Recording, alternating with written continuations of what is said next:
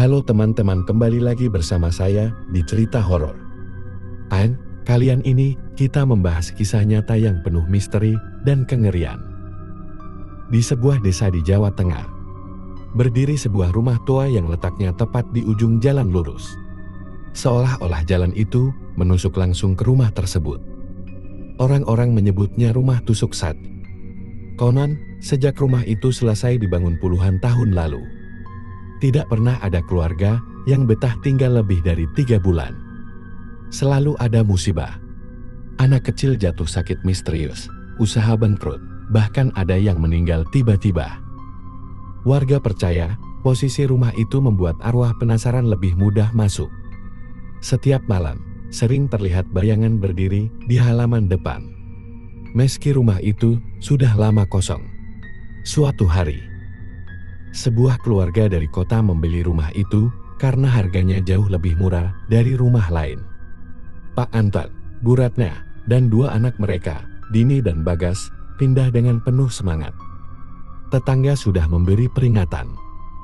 Kalau malam jangan buka jendela, jangan keluar halaman, dan jangan menyalakan lampu depan terlalu terang. Tapi keluarga itu hanya tersenyum, menganggapnya tahayul. Malam pertama berlalu dengan tenang. Namun, saat dini hari, Dini mendengar ketukan pelan di jendela kamarnya. Seolah ada yang memanggil dari luar. Ketika ia mengintip, tak ada siapapun, hanya jalan lurus yang gelap gulita. Malam kedua, Bu Ratna terbangun karena mendengar langkah kaki di depan rumah.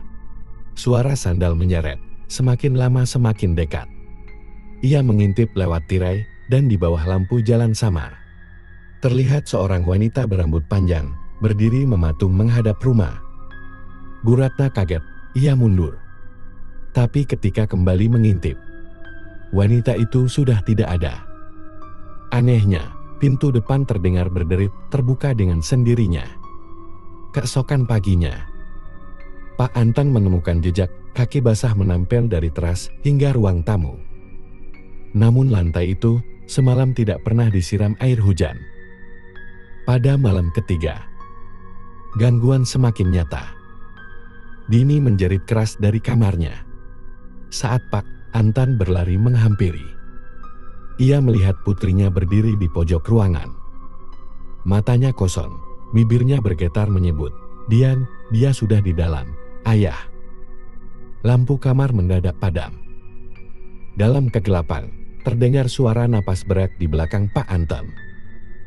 Bau anyir darah memenuhi udara. Tiba-tiba, jendela terbuka lebar meski terkunci. Dan angin kencang berhembus membawa suara tertawa melangking. Suara itu jelas bukan dari manusia. Besok paginya, keluarga itu memutuskan pergi tanpa membawa barang apapun. Mereka hanya ingin selamat. Tetangga akhirnya bercerita, rumah itu dibangun di atas bekas tempat tabrakan maut, di mana seorang wanita meninggal mengenaskan setelah tertabrak tepat di simpang jalan. Arwahnya dipercaya terjebak di sana, marah karena tak bisa pergi. Sejak hari itu, rumah itu kembali kosong.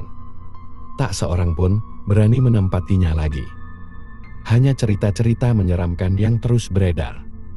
Dan hingga kini, setiap malam Jumat, orang-orang yang lewat jalan lurus itu bersumpah masih melihat sosok wanita berdiri diam di depan rumah tusuk sate, menunggu penghuni baru. Seminggu setelah keluarga Pak Anton pergi, seorang pengendara ojek malam melewati jalan lurus di depan rumah itu.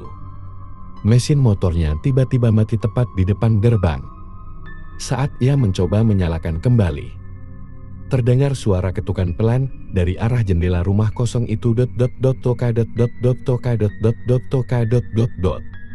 Ketika ia menoleh, dari balik kaca buram terlihat wajah pucat seorang anak kecil, tersenyum menatapnya. Pengendara itu gemetar, langsung menuntun motornya tanpa menoleh lagi. Sejak malam itu, kabar tersebar. Penunggu rumah tusuk sate kini tak hanya berdiri di luar, tapi sudah menunggu di balik jendela.